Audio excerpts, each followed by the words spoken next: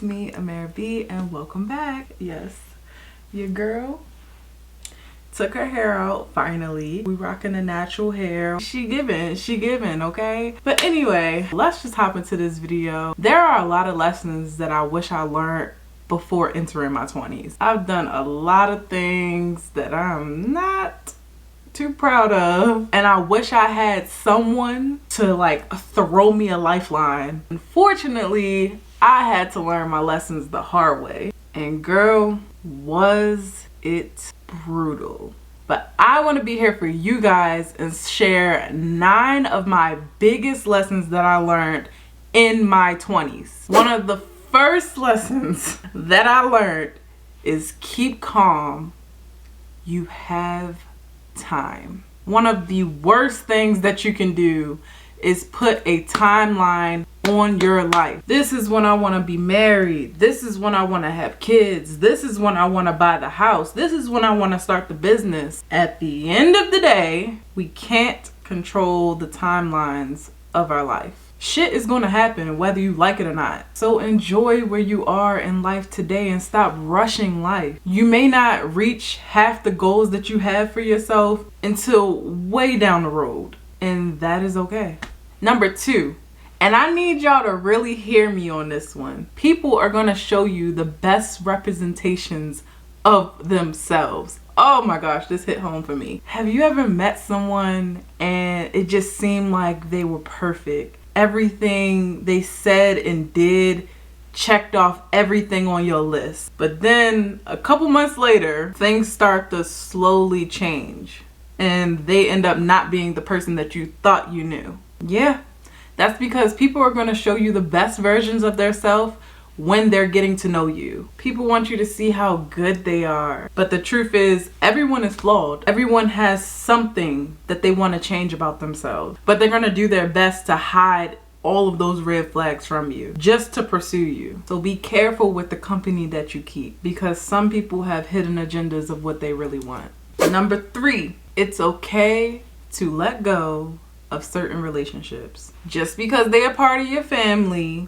does not mean that they deserve to be in your life. I had to learn this lesson the hard way. If the people in your life aren't bringing you happiness or joy, aren't supportive to your goals and your dreams, if they're bringing you down, I don't care if it's your mama, your daddy, your cousin, your best friend, your grandma. Let them go, because the stress is not worth it in the end. Set boundaries with them so that they don't step on your toes. And if they don't respect your boundaries, all the more reason to kick them to the curb. Number 4, stop trying to be like everybody else. God made all of us uniquely different. I'm not like you. You're not like me. So stop trying to do what everybody else is doing. For me, I was trying to follow the footsteps of everybody on YouTube. When I first started YouTube, I was doing makeup because everybody was doing makeup. Then after that, a couple channels were going crazy. So I was like, oh, I gotta have a couple channels because I have a boyfriend.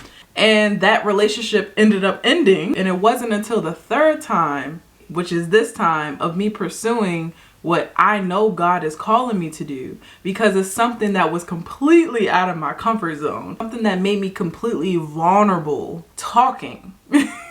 God has a purpose for each and every one of us. What you were meant to do may not look like what Susie is doing. It's literally pointless to be envious of what other people have, because what is meant for you will be for you. Number 5, and this is definitely one that hits home for me. I didn't start doing this until like about a year or 2 years ago. Self-love is not selfish. I'm gonna say it again for the people in the back. Self-love is not selfish. Sometimes we gotta be selfish with our time and focus on our own needs. When you pour so much of yourself into everybody around you, your well is eventually going to run dry. Save what's inside of your well for you and give people your overflow. Sometimes the people closest to us will expect us to do so much for them. Maybe you're the person who's always there for everybody. But the question is, who do you have to go to? Don't allow people to drain you of everything, because you will be left with nothing. Realize the importance of putting yourself first. There are always 2 sides to every story. Listen before forming an opinion. James 1:19 says, be quick to listen and slow to speak. Give people the benefit of the doubt when they do something wrong. Allow them to explain their side and be patient with them and slow to anger. Don't allow what you hear from others to shape how you view and feel about someone. However they feel about someone is their perspective and their feelings. Build your own opinion on the person in question before judging them based off of what someone else said. Everyone goes through their own experiences, which ultimately leads down paths that may be less desirable. But at the end of the day, everyone makes mistakes, and it's up to us to learn from those mistakes. Which leads me into my next lesson, number 7. You don't have to have it all together. This is another big lesson for me. Life is about making mistakes and learning from your mistakes to make better decisions in your future. We are human.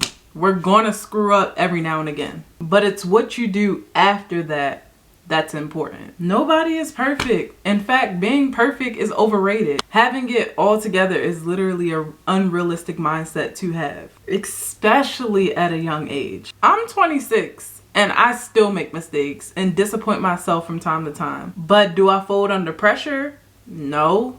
I ask God for guidance and strength to keep fighting. Eventually, whether you're working on a business, a YouTube channel, a job, whatever it is, things will start to fall together with time, and eventually it will become easier for you. Number 8, stop seeking the validation of others. It's this quote, in the desperate search for acceptance, we rob ourselves of our own joy. It's a path of destruction that leads nowhere. In other words, we search so hard for the acceptance of other people because we want to fit in, or we want to feel important, or we just want to be accepted. So much that we end up losing our happiness in the process. It does not matter what other people think about what you are doing and who you are. If what you are doing makes you happy and aligns with God's will for your life, nothing else matters. If they don't like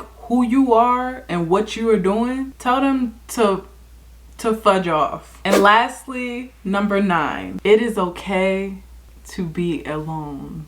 This is one of the biggest lessons that I had to learn. I've always wanted a relationship so that I didn't feel lonely at night, just to have a person by my side, someone to build an empire with. I've always had that desire to have a family, to be a wife, but searching so hard for a relationship instead of being content with being alone led me into a lot of toxic relationships. But as I got older and I got closer to God, I started to realize that I don't need to be with other people to be happy. I don't need to have a boyfriend to travel. I don't need to have a boyfriend to get my own apartment. I had to learn to love myself for who I am and where I am in life. I had to learn to grow, to change the person that I used to be into who I am now and who I'm walking into becoming. And it wasn't until that moment where I finally realized I'm happier being where I am now alone with no one in my life than I was when I was in those relationships. And it wasn't until I found God where I finally realized that for myself. Don't get me wrong, I definitely still pray for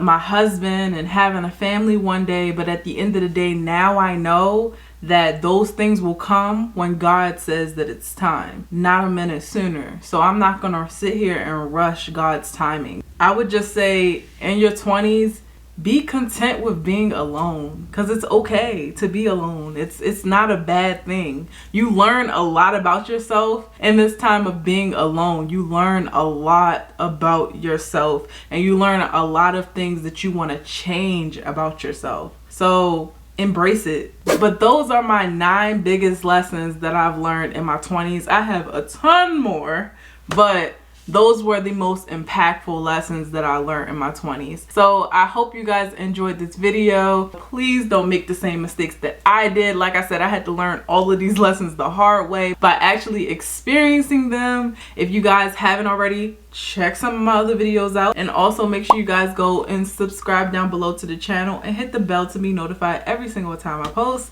And also comment down below if you guys have any additional lessons that you guys want to add on. I would love to hear from you guys. But I'll see you in the next video, mama.